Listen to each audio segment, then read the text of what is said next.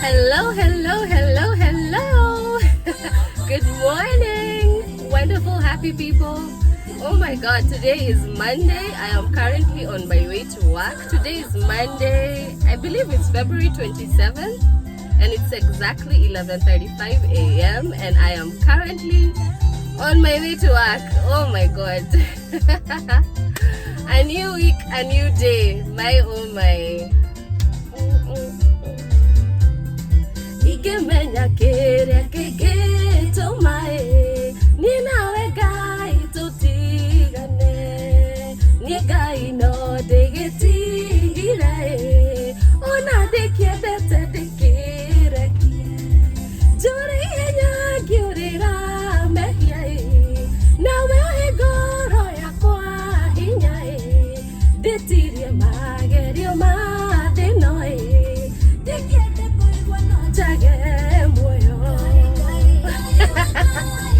oh my, oh. Kamera yangu inataka kwanza kuni embarrass. Imagine, I'm over here trying to fix it and then it's just turning itself off. Like, hizi ni gani hizi? But yeah guys, I was jamming to Shiru Wa GP song, Gevi Makia Moyo. And it's a song that basically speaks about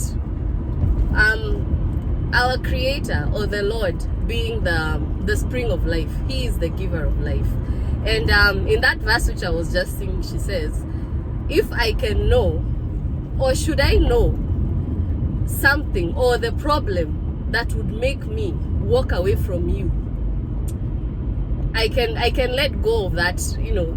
I can let go of a person or a situation that is keeping me away from you. That's what the song that's what that verse basically says. And man, oh man, hey, you know what, I was thinking about the family institution the other day. You know, we keep crying the economy is bad, you know, hakuna kazi, you know, in some places there are no jobs, there's no money, you know, like the cost of living seems to be going up, and this is happening everywhere. You know, it's happening internationally, it's happening in Africa, it's happening here in the first world.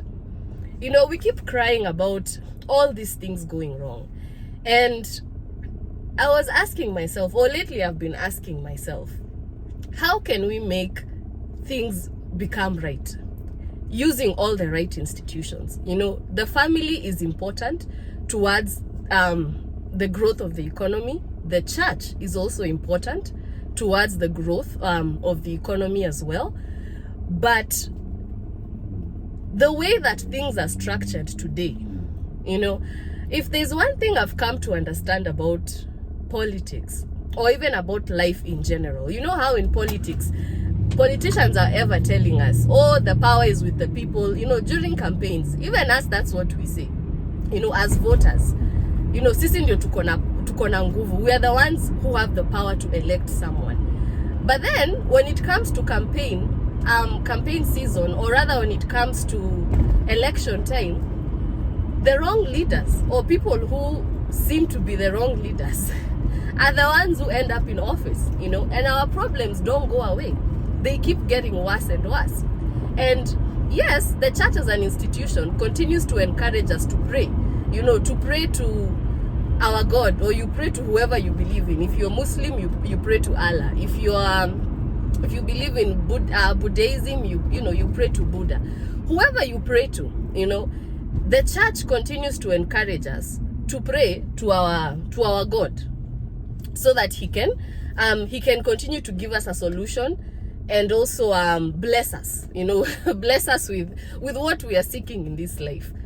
But as I've come to understand this whole idea of politics, you know, because you wonder, we are like, okay, how come we have been crying about this problem, or these are the problems we've been crying about, saying we want change, but then when it's time for that to be implemented, you know, the wrong people who end up in office end up, you know, continuing to oppress us, because whatever they find there in those positions, they either adapt to it or they conform to it, and they forget, you know, they forget about why they are there.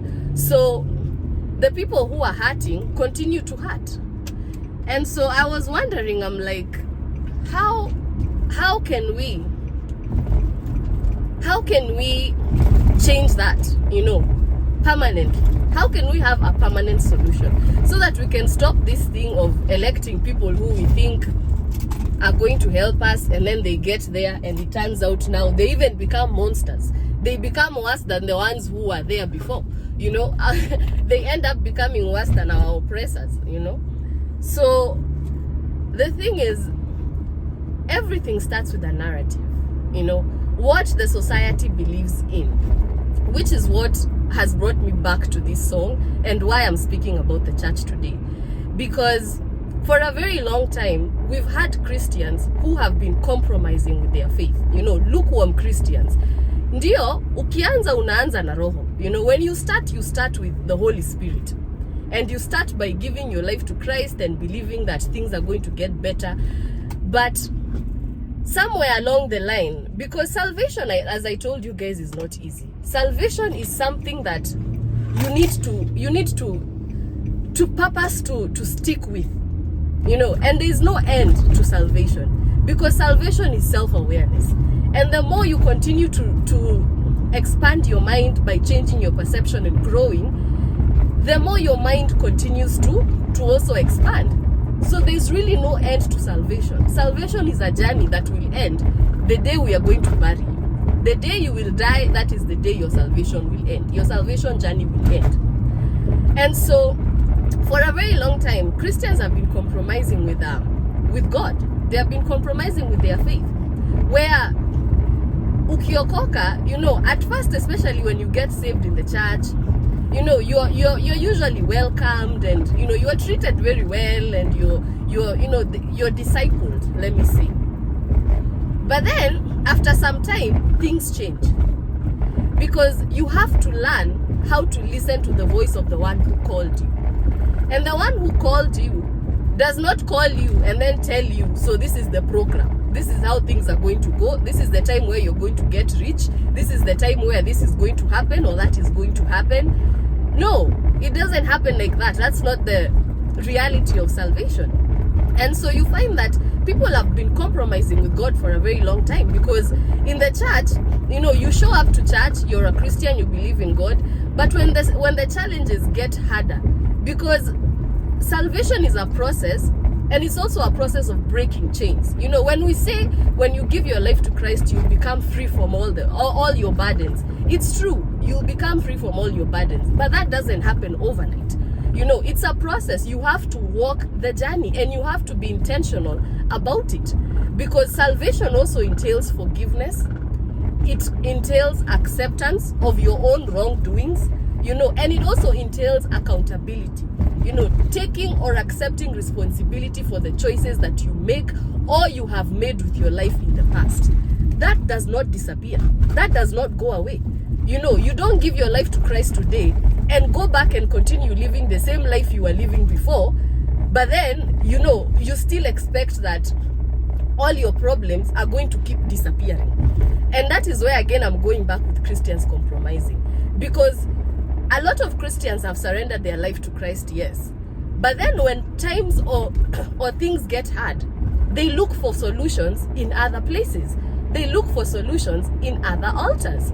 And it's so sad, because even our gospel artists, people who are in the gospel industry or in the forefront of propelling the gospel of Christ, the gospel of Christianity, the gospel of self-awareness, those are the very same people who, when times get tough, they turn and look for solutions elsewhere. And of course, there is no way you can be saying, praise Jesus, Jesus is Lord, it doesn't matter what happens, his name will forever remain Jire.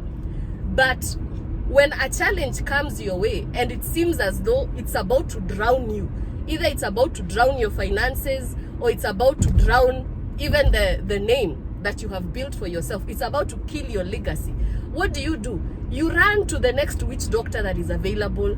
You run to the next sorcerer that is available. You run to seek help in all the other altars that are available to you, that are short-term solutions to your problem. Because you'll go and visit a witch doctor, and a witch doctor, yes, will take away your problem, but that doesn't come without a cost. It doesn't come without a price, because not only do you pay them cash to be there, but then they also ask you for a sacrifice, you know. And sometimes you find yourself making some very questionable sacrifices just to sustain either your name or, you know, continue to sustain the type of life that you have built. But then the type of lifestyle that you have built, if you look at it from the very beginning, you have been living maisha finje finje. You know, Mr. T. You know, you've been living life here and there. You know, you have never really committed yourself to knowing what salvation is. And that is why when the light, you know, when the light disappears from you, because there is a season for you to be out in the what is it called? To be out in the open, you know. And the light of Christ will be upon you. You are given a period of 10 years, by the way, in salvation, because every 10 years there is a shift that happens in the environment. So even when you hear scientifically people talking about global warming, global change, yeah, these are shifts that occur, you know, and they occur periodically. So after every 10 years, there is a change that occurs in the spiritual realm. And when the change or the shift happens, then that is when everything that happened in the spiritual realm over the 10 years, or like, you know, for a period of 10 years, starts to manifest itself in the physical realm. You know, once it's done in the physical, I mean in the spiritual for 10 years, it starts taking effect, or it starts taking shape in the physical for another 10 years.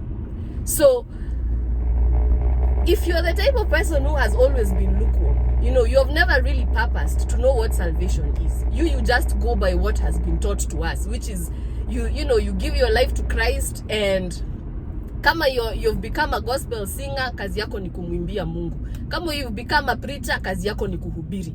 But you never, you know, you never really take time to know God or seek Christ for yourself. You know, you are so lost in the discipleship idea of the church, showing you the way, holding your hand until you get there, to a point where you lose the plot, because now you show up to church for the wrong things. You know, kama ni kuimba, yani that has become all that you can do in the church, sing. Because if you try to progress, you know, obviously people start as gospel artists. From gospel artists, they become pastors. Hiyo ndio progression ya kanisa. And then once you become a pastor, you become a bishop, you know, you own your own church, and that's it. You know, there's really, the highest position in the church is being a pope, you know. So you have to be aware of who you are, because not everybody, just because you have been called to the gospel of Christ, that does not mean that is where you're supposed to be, you know, in that particular place. If you are called through music, it doesn't mean that music is all you can do, you know, because once you become aware of yourself and you become aware of other gifts and talents inside of you, you can do something else to contribute to the society, which is why, again, I'm saying something like the family institution is also important to the growth of the society, because it's not just the church, it's not just how much you pray and how much you praise the Lord, but also at home, you know, in your own personal life, in your own family life, you know, what are you doing? Or in your own life, you yourself, what have you realized? What is that other gift or ability that you have inside of you, besides just what you do in the church, you know, which is just singing or preaching? That's it. What else can you do with your life that can make a positive impact in changing and shaping the narrative that will be able to change things into our favor? Because the more negativity is out there, the more negative energy is out there, you know, towards things that are connected to your, even to your own awareness, even to your own destiny, the more, you know, they are going to continue going in favor of those who are oppressing us. So this is all about harnessing energies, you know, what type of energy is out there right now. And if you look at the society today, there's a lot of negative energy, you know, there's a lot of betrayal, there's a lot of people are in pain, you know, there's a lot of family betrayal, there's a lot of even just regular, like business wise, you know, people have been conned, they have lost money, they have lost investments, they have lost jobs. Like, there's just so much chaos and disorganization that is going on, you know, in the atmosphere, and that can be felt internationally, which means that is where most of the energy is. You know, negativity is what is funneling the flame of poverty, pretty much. So if you can change your mindset and stop this idea of just being a lukewarm Christian, sitting in the church and basically just warming the seat. You show up to church every Sunday, you contribute your tithes, your offerings, but up here you are not growing.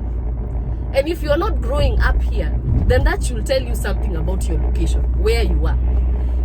Is the problem the leadership of that church, or is the problem you? Are you the one who does not understand why you got saved?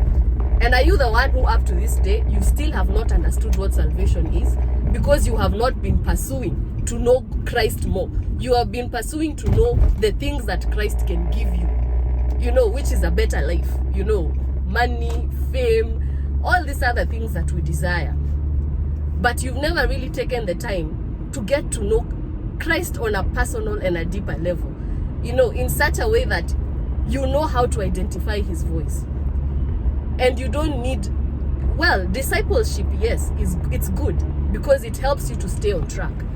But then also, depending on discipleship, if you're not aware of yourself, the person who is discipling you can turn out to be the one who is going to destroy or kill your destiny.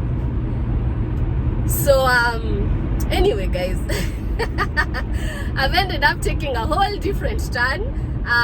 That was not even initially what I wanted to discuss with you guys. I actually wanted to do candid talks and I wanted to finish giving you my salvation journey, how it started. Because last time I remember I left you guys off at after I gave my life to Christ, and I went to church, the whole shebang. But then I didn't continue about now what continued to transpire. So that was my intention actually of doing this video today, which is why I was even connecting it to to the church, because it took me back again to the church as an institution, and why the best way to change things is, first you have to change your perspective, change your view of how you see things, change your view of how you see yourself, and then start understanding the gospel, and the best way that you can understand the gospel is learning how to hear the voice of God. Because if you've been saved, or you've been a Christian, let's say, and you've been in the church for more than 10 years now, and you still don't know who you are, you still don't know your purpose of existence, then you have been putting your energy into the wrong place, and someone has been harnessing your energy and using it for the wrong purpose. So anyway, guys, I think that's a discussion we're going to have another day, because as you can see, clearly I am now on the highway, and I don't like talking on the phone on this highway. I always say that because it's full of trucks, and I don't want to get distracted using a gadget, and then again, there's all these other big heavy machines on the road. So anyway, guys, I'm gonna end this video here, and if you have any feedback, or you'd like to share your opinion, just comment, go down in the comment section and comment, drop your comment in there, and I'll read it, and of course I will follow up with you, and I'll follow up with your statement. And we can learn, as I always say, we are in this journey to build better leaders today for tomorrow. all right guys, oh my goodness, even my camera is now acting up. Inaniambia time to hang up. Yeah, clearly. All right guys, I'm gonna end this video here. Thank you so much for watching. Remember to click the subscribe button down below, like, share, comment, and follow. All right, I love you all, and have a great rest of your day, have a great rest of your week, and remember, you are smarter than you think, braver than you think, and you are loved more than you probably will ever know. All right guys, I'm beginning to get distracted, so adios.